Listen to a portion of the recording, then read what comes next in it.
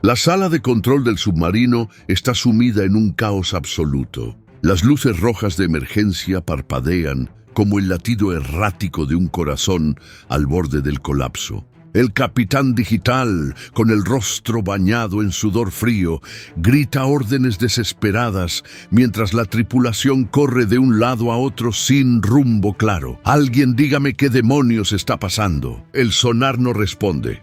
Estamos ciegos a 800 metros de profundidad. El joven oficial de comunicaciones tartamudea con las manos temblando sobre los controles muertos. Señor, el sistema digital está completamente caído. No hay contacto. No sabemos si hay algo ahí fuera o si el casco está... Un crujido metálico resuena por toda la nave. Un sonido siniestro, como si las entrañas del submarino estuvieran siendo estrujadas por manos invisibles. Los marineros se miran entre sí con terror en los ojos. Todos saben lo que significa ese sonido a esta profundidad. ¡Maldita sea! El capitán golpea el panel de control con rabia impotente. Necesito información. Necesito saber qué está ahí fuera. Y entonces, desde las profundidades de la sala de máquinas, donde la tripulación había relegado a un hombre considerado obsoleto, surge una voz áspera pero segura que corta el pánico como un cuchillo al rojo vivo. Ruptura de casco en la sección 4. ¡A 30 segundos del colapso! Y el enemigo está a estribor, a 500 metros. Todos se congelan. El silencio es tan denso como el océano que lo rodea. El capitán digital palidece. Sus ojos se abren como platos.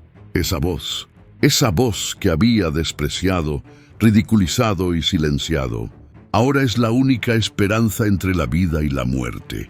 Pero para entender cómo llegamos a este momento de terror absoluto, donde un hombre sordo se convierte en los oídos de toda una tripulación condenada, necesitamos volver al principio.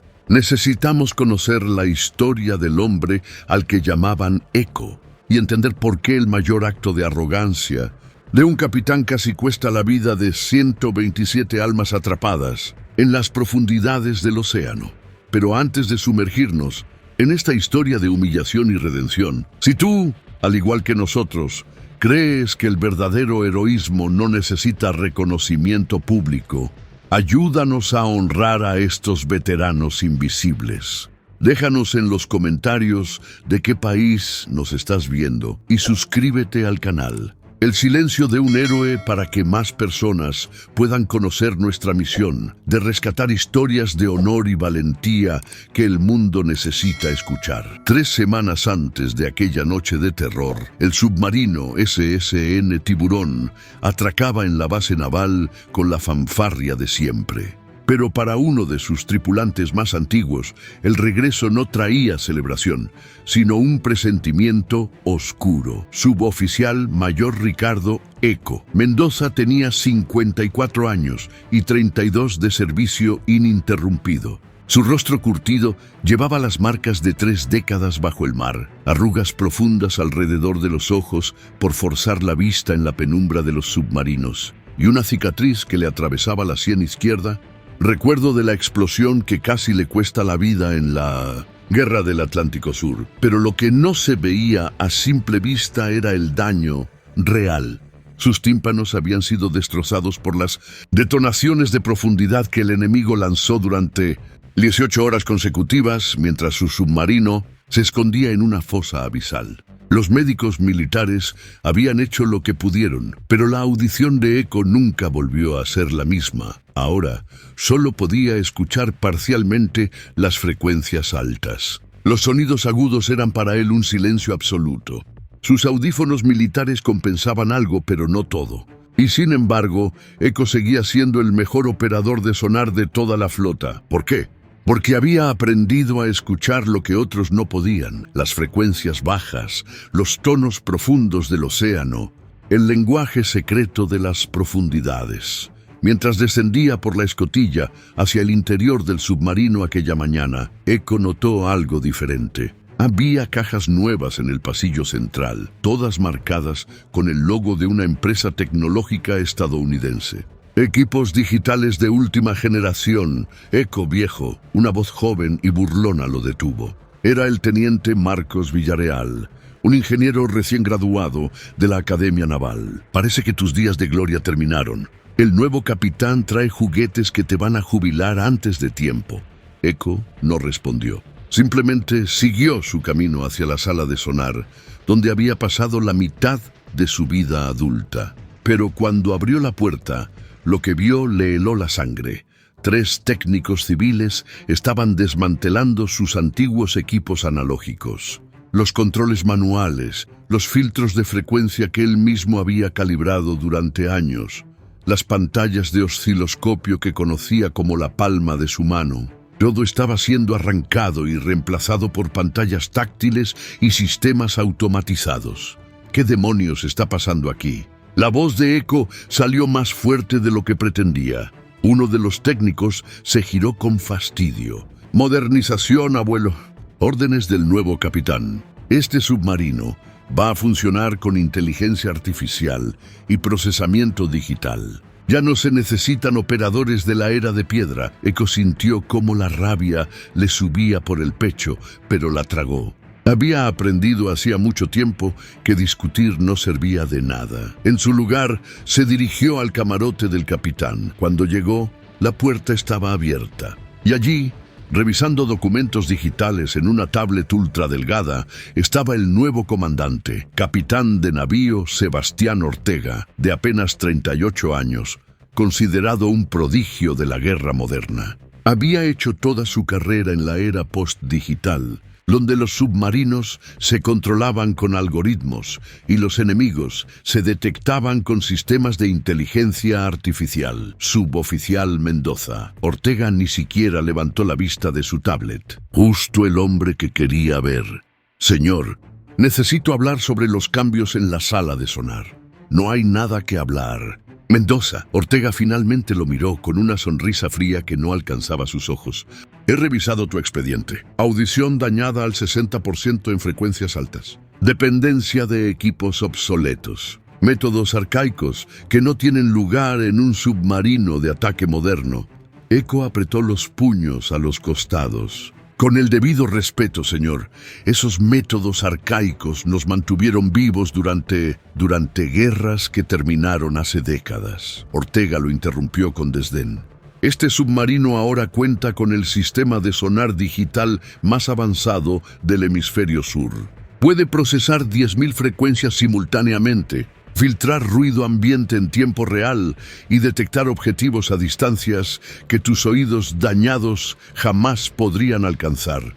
El capitán se puso de pie, caminó hacia Eco y lo miró directamente a los ojos. Eres un dinosaurio, Mendoza. Un fósil que se niega a aceptar que tu tiempo terminó. Y yo no arriesgaré la vida de mi tripulación ni el éxito de nuestras misiones por tu nostalgia. Eco sintió cada palabra como una puñalada.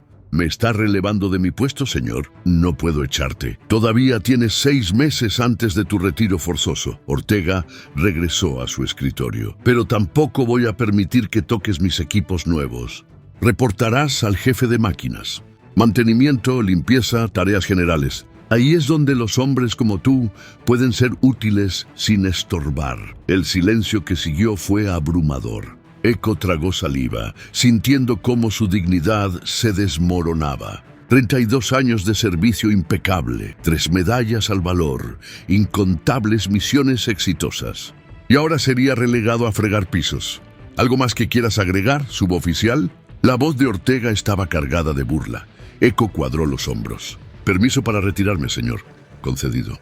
Y Mendoza... Ortega sonrió con crueldad. Asegúrate de limpiar bien la sala de máquinas. Los veteranos como tú deberían al menos ser buenos para algo práctico. Cuando Eco salió del camarote, sintió las miradas de los marineros más jóvenes. Algunos desviaban la vista con incomodidad. Otros sonreían con satisfacción.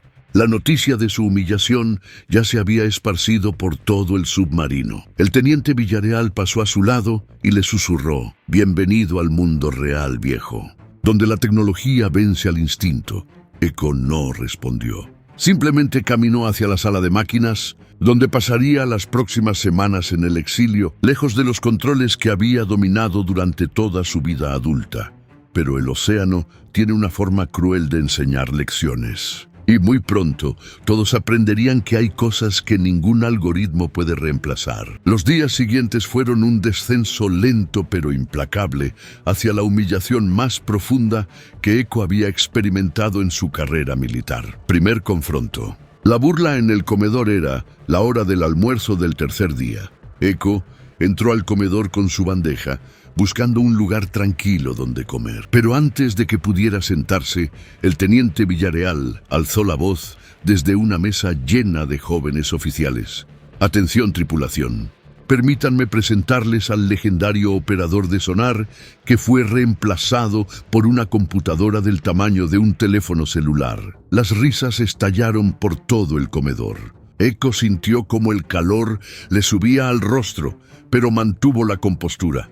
Dicen que en sus tiempos de gloria podía escuchar un pez nadando a 5 kilómetros. Villarreal continuó, disfrutando de la atención. Lástima que ahora no puede ni escuchar cuando le hablan sin gritar. ¿Verdad, Eco? Más risas. Eco apretó la mandíbula y se sentó solo en una mesa del fondo. Un marinero joven se acercó a él. Suboficial, ¿es verdad que está sordo? Mi audición está dañada en frecuencias altas, respondió Eco con calma. Pero funcional en lo que importa. Entonces es verdad. El marinero sonrió con crueldad. Por eso el capitán lo mandó a limpiar baños. Porque un sordo no sirve en un submarino. Eco miró su comida ya sin apetito. El océano de su alrededor nunca le había parecido tan pesado. Ataque sutil, la sabotaje psicológica a medida que pasaban los días. La humillación se volvía más sofisticada. Los oficiales jóvenes comenzaron un juego cruel. Hablaban deliberadamente en voz baja cuando Eco estaba cerca, sabiendo que no podía escucharlos con claridad, y luego se reían cuando él pedía que repitieran. ¿Qué dijiste?, preguntaba Eco. Nada importante, viejo. Solo cosas que no entenderías. Y se alejaban riendo. El jefe de máquinas, un hombre duro llamado Sargento I Vargas, fue el único que mostró algo de compasión. Una tarde, mientras Eco limpiaba filtros de aceite, Vargas se sentó a su lado. No les hagas caso, Eco. Son niños jugando con juguetes que no entienden. Eco no levantó la vista. Ya no importa, sargento. Mi tiempo terminó. Tu tiempo no termina hasta que tu corazón deja de latir. Vargas puso una mano pesada en su hombro.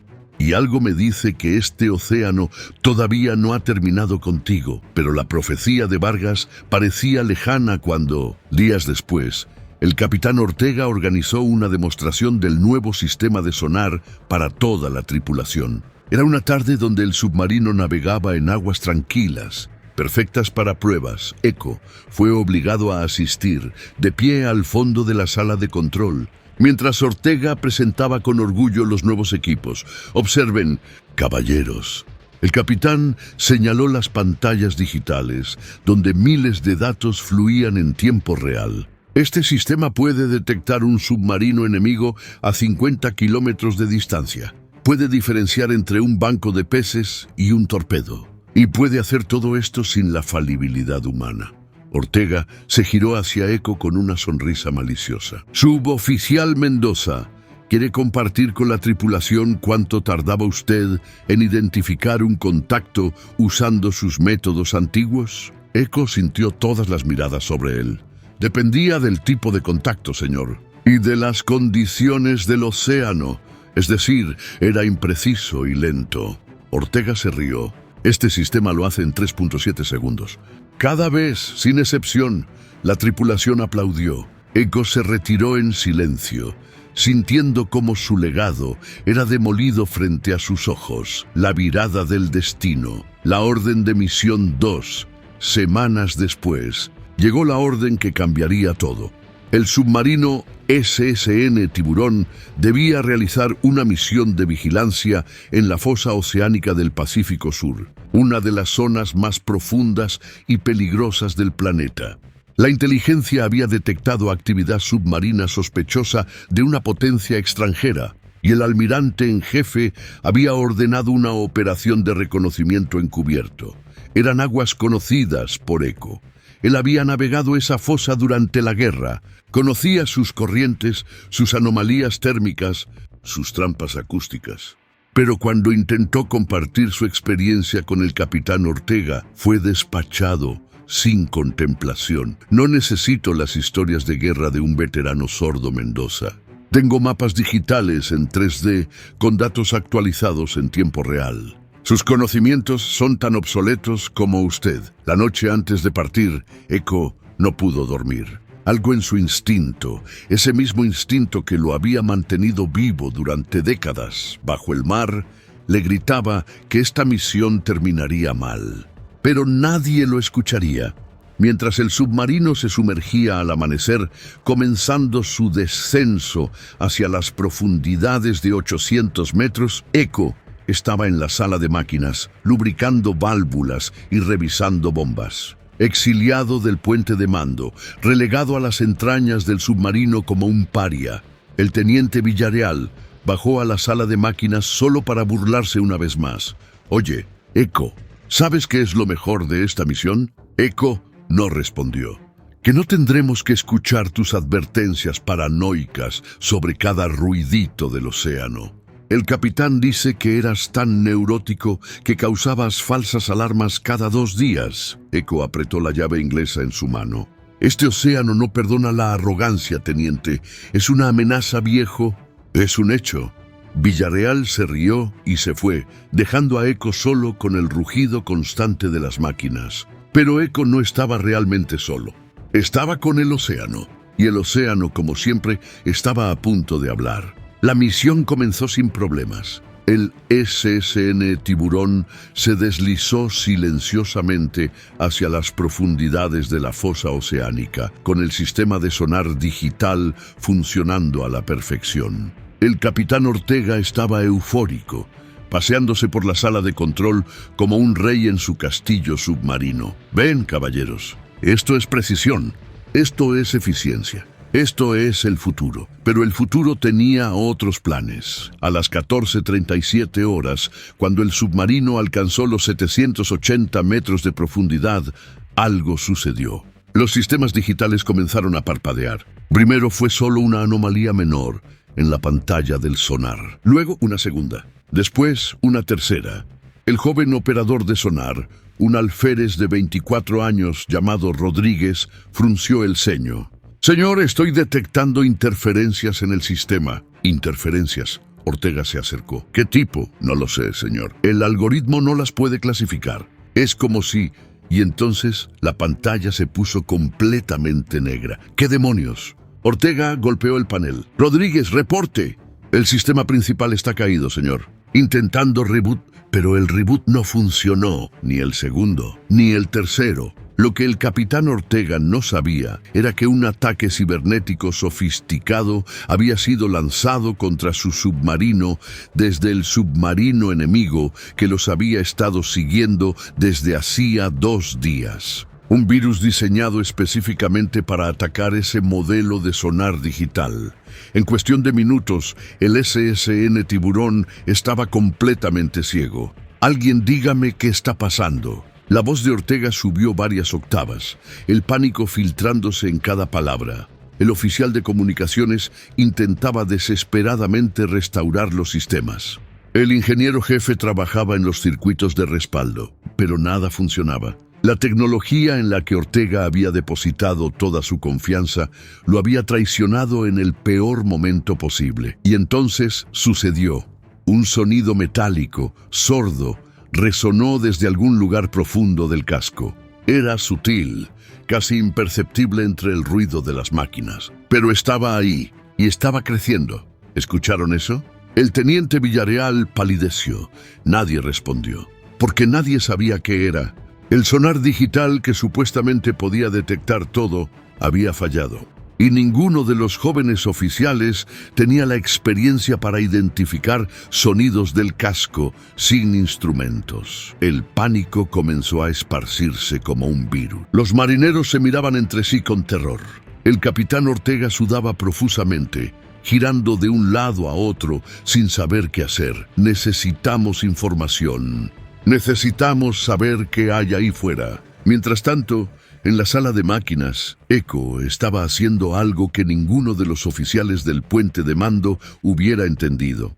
algo que había aprendido hacía décadas, cuando los submarinos no tenían sonar digital y los operadores dependían únicamente de sus oídos y su instinto. El sargento Vargas lo encontró así, arrodillado en el suelo, con la cabeza presionada directamente contra el casco metálico del submarino. «Eco, ¿qué demonios estás haciendo?» Eco levantó una mano pidiendo silencio absoluto. Cerró los ojos y escuchó, no con sus oídos dañados, no con audífonos, sino con la conducción ósea a través del metal, con la misma técnica que los antiguos operadores de sonar usaban antes de que existiera la tecnología moderna. El cráneo de Eco vibraba con cada frecuencia que el océano enviaba a través del casco, y lo que escuchó lo heló hasta los huesos. Primero, identificó la rachadura, una fisura microscópica en la sección 4 del casco, donde la presión extrema del océano estaba empezando a crear un punto de falla estructural. El metal gemía en una frecuencia tan baja que el sonar digital jamás la hubiera detectado. Pero Eco sí, porque su oído dañado paradójicamente se había vuelto hipersensible a las frecuencias bajas. Las altas, las que un oído normal escucharía fácilmente, se habían perdido. Pero las bajas, las profundas, esas él las escuchaba con una claridad sobrenatural. Y había algo más, un tono rítmico, constante, mecánico, el inconfundible sonido de hélices rotando a baja velocidad.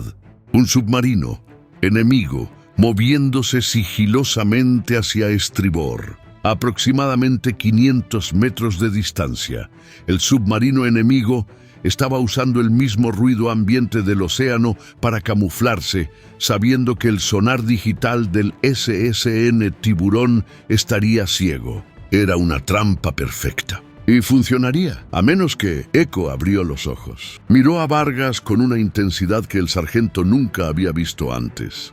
«Vargas, necesito que me lleves al puente de mando, ahora. Eco, tú sabes que Ortega no te va a dejar ni acercarte a... Si no me llevas ahora, este submarino se hunde en menos de un minuto. Y todos morimos». La severidad en la voz de Eco no dejaba espacio para dudas. Vargas asintió y ambos corrieron hacia la escalerilla. Cuando irrumpieron en la sala de control, el caos era total. El capitán Ortega gritaba órdenes contradictorias. Los oficiales corrían sin dirección. Las luces de emergencia parpadeaban. «Fuera de aquí, Mendoza». Ortega rugió cuando vio a Eco. «Este puente es solo para personal autorizado». Pero Eco no se detuvo. Caminó directamente hacia el centro de la sala de control, ignorando las miradas atónitas de todos, y pronunció las palabras que congelarían la sangre de cada hombre presente. «Ruptura de casco en la sección 4. A 30 segundos del colapso. Y el enemigo está a estribor, a 500 metros». El silencio que siguió fue ensordecedor. Ortega lo miró como si estuviera loco. «¿Cómo diablos puedes saber?» Otro crujido metálico, esta vez más fuerte, resonó por todo el submarino. Los ojos de Ortega se abrieron con terror. El almirante Rodríguez, quien había estado observando la misión de forma remota a través del enlace de comunicaciones y había escuchado todo, intervino de repente a través del altavoz principal. «Capitán Ortega, escuché a ese hombre. Ahora». La voz del almirante era como un látigo. Ortega palideció. Reconoció instantáneamente la autoridad, pero dudó por un segundo fatal. Su orgullo luchando contra su sentido común. Eco no esperó. Se giró hacia el timonel. Viraje de emergencia 45 grados a babor. Reducir profundidad a 650 metros. Sellar sección 4 inmediatamente. El timonel miró al capitán Ortega, esperando confirmación. Los segundos se estiraron como siglos. Finalmente Ortega tragó su orgullo. «Hagan lo que dice». El submarino se inclinó violentamente mientras ejecutaba la maniobra de emergencia. Las puertas estancas de la sección 4 se cerraron con un golpe metálico resonante. Y entonces, exactamente 15 segundos después, un sonido escalofriante atravesó el submarino. El casco de la sección 4, liberado de la carga de tripulación y ahora aislado, sufrió una ruptura parcial. El agua del océano comenzó a entrar a la sección sellada, pero las puertas estancas mantuvieron el resto del submarino seguro. Dios mío, el teniente Villarreal estaba blanco como papel. Si hubiéramos esperado 30 segundos más, pero no había tiempo para procesar, porque en ese momento apareció en el sonar pasivo básico, el único sistema analógico que había sobrevivido, el contacto exactamente donde Eco había dicho, 500 metros a estribor, un submarino enemigo, que había estado esperando el colapso del SSN Tiburón para rematarlo. La maniobra de Eco no solo había salvado el casco, también los había alejado del enemigo justo a tiempo para evitar un torpedo. El capitán Ortega se dejó caer en su silla de comando, con la cara entre las manos. El almirante Rodríguez observaba desde el enlace de comunicación. Su expresión era indescifrable, pero su tono de voz dejaba claro lo que pensaba. Capitán Ortega, cuando regresen a puerto, quiero verlo en mi oficina. Y quiero que el suboficial Mendoza esté presente. Pero por ahora todavía tenían que sobrevivir. Y la única persona que podía guiarlos de vuelta a la superficie era el hombre al que habían llamado obsoleto. Eco se acercó al sonar pasivo, el equipo analógico antiguo que todos habían ignorado. Sus manos, curtidas por décadas de experiencia, se movieron sobre los controles con la precisión de un pianista maestro. Teniente Rodríguez, dijo Eco con calma, siéntese a mi lado. Le voy a enseñar cómo se navega cuando la tecnología falla. El joven alférez, con lágrimas en los ojos de alivio y vergüenza, obedeció. Durante las siguientes 4 horas, Eco guió al SSN Tiburón a través de las aguas más peligrosas del Pacífico. Sin sonar digital, sin GPS, solo con sus oídos, su instinto y el conocimiento ancestral de cómo escuchar al océano. Cuando finalmente emergieron a profundidad de periscopio, toda la tripulación estalló en aplausos. Pero Eco no celebró. Simplemente se quitó los audífonos, se levantó de la consola y caminó de vuelta a la sala de máquinas, porque para él nunca había sido sobre el reconocimiento. Siempre había sido sobre mantener vivos a sus hermanos del mar. Una semana después, en la base naval, el almirante Rodríguez convocó una reunión extraordinaria. El capitán Ortega entró a la oficina con la cabeza gacha, sabiendo lo que vendría. El almirante no perdió tiempo. Capitán Ortega, su arrogancia casi cuesta la vida de 127 hombres. Su desprecio por la experiencia y su fe ciega en la tecnología demostraron ser no solo negligentes, sino potencialmente criminales. Ortega abrió la boca para defenderse, pero el almirante levantó una mano. Sin embargo, el suboficial Mendoza ha solicitado que no enfrente una corte marcial. Dice que usted es un buen oficial que cometió un error de juicio. Yo no estoy tan seguro, pero respetaré su solicitud. El almirante se giró hacia la ventana. Será removido del comando del SSN Tiburón. Será reasignado a tareas administrativas hasta nueva evaluación. El teniente Villarreal también enfrentará acciones disciplinarias por su conducta. Ortega tragó saliva.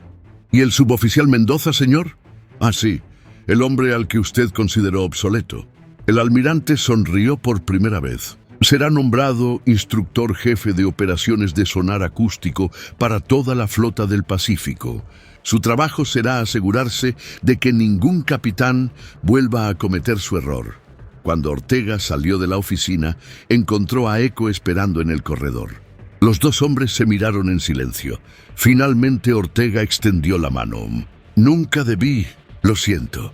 Eco estrechó su mano firmemente. Todos cometemos errores, capitán. La diferencia está en si aprendemos de ellos. Ortega asintió, con los ojos húmedos. Gracias por salvar a mi tripulación. Y gracias por salvarme a mí. 3 meses después, Eco estaba frente a una clase de 40 jóvenes oficiales navales en la Academia de Guerra Submarina. En la pantalla detrás de él había una imagen del SSN Tiburón. Caballeros, comenzó Eco, su voz resonando en el auditorio. Hoy quiero hablarles sobre algo que ningún manual puede enseñarles. Quiero hablarles sobre la humildad. Los cadetes lo miraban con respeto absoluto. La historia de cómo el hombre sordo había salvado un submarino se había convertido en leyenda en toda la armada. La tecnología es una herramienta maravillosa. Los sistemas digitales son increíbles, pero hay algo que deben grabar en sus mentes. La tecnología falla. Los satélites caen. Los sistemas se hackean. Los algoritmos se equivocan. Eco caminó entre las filas de estudiantes. ¿Y saben qué nunca falla? El conocimiento, la experiencia, el instinto entrenado durante décadas de servicio. Y sobre todo, el respeto por aquellos que vinieron antes que ustedes. Un joven cadete levantó la mano. Suboficial mayor, ¿cómo supo exactamente dónde estaba la ruptura y dónde estaba el enemigo? Eco sonrió. Porque el océano habla, cadete. Habla en frecuencias que la mayoría de las personas no pueden escuchar. Habla en vibraciones que viajan a través del metal. Y habla en patrones que solo reconoces después de años de escuchar con verdadera atención. Se detuvo frente a la clase. Mi audición está dañada. En las frecuencias altas soy sordo. Pero ¿saben qué descubrí? Que mi discapacidad se convirtió en mi mayor fortaleza. Porque cuando perdí la capacidad de escuchar lo superficial, aprendí a escuchar lo profundo. Las frecuencias bajas que otros ignoran. Los tonos que los algoritmos no pueden procesar. El lenguaje secreto del mar. La clase estaba en completo silencio, absorbiendo cada palabra. Hay veteranos en esta armada que ustedes verán y pensarán que están fuera de tiempo, que son obsoletos, que la tecnología los ha reemplazado. La voz de Eco se volvió más firme. No cometan ese error, porque el día que su tecnología falle, y créanme que fallará, esos veteranos serán la diferencia entre regresar a casa o convertirse en una tumba de metal en el fondo del océano. Eco se giró hacia la pantalla. El capitán Ortega era brillante, graduado con honores, experto en sistemas digitales, pero casi nos mata a todos porque olvidó la lección más importante de todas, que el verdadero heroísmo no está en confiar ciegamente en la tecnología, sino en tener la humildad de reconocer que siempre hay algo que aprender. Siempre hay alguien con más experiencia, y a veces el hombre que parece más débil es en realidad el más fuerte. Hoy, 6 años después de aquel incidente, el suboficial mayor Ricardo Eco Mendoza sigue siendo una leyenda viviente en la Armada. No por las medallas que ganó, no por los discursos que dio, sino por algo mucho más importante. Cada submarino de la flota ahora lleva 2 sistemas de sonar, uno digital de última generación y uno analógico clásico mantenido y calibrado según las especificaciones de Eco. Se le llama el Sistema Mendoza y es obligatorio que todos los operadores de sonar aprendan a usarlo. El capitán Ortega, después de completar su periodo de suspensión, regresó al servicio activo. Pero ahora era diferente, más humilde, más sabio. Y cada vez que sube a un submarino, lo primero que hace es visitar la sala de sonar y agradecer en silencio al hombre que le enseñó la lección más importante de su vida. El teniente Villarreal dejó el servicio militar, perseguido por la vergüenza de haber ridiculizado al hombre que después salvaría su vida.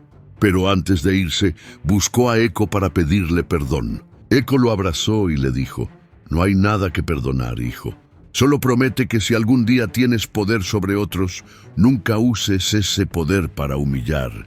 Pero quizás el legado más hermoso de Eco no está en los manuales ni en los sistemas. Está en los cientos de jóvenes oficiales que pasaron por sus clases y aprendieron que la verdadera fuerza no está en gritar más fuerte, sino en escuchar más profundo. Que el verdadero coraje no está en demostrar superioridad, sino en mantener la dignidad cuando todos te consideran inferior.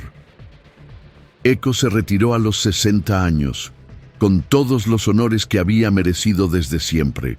En su ceremonia de retiro, el almirante Rodríguez le entregó una placa que decía: al hombre que nos enseñó que los oídos más sabios son aquellos que han aprendido a escuchar el silencio entre los sonidos. Que la tecnología es una herramienta, pero la experiencia es un arte. Y que el heroísmo verdadero no necesita aplausos, solo necesita hacer lo correcto cuando nadie está mirando. Eco aceptó la placa con lágrimas en los ojos. No lágrimas de alegría por el reconocimiento, sino lágrimas por todos los veteranos que nunca recibieron el suyo. Por todos los hombres y mujeres que sirvieron en silencio, que fueron despreciados por la siguiente generación, que murieron sin que nadie reconociera su sacrificio.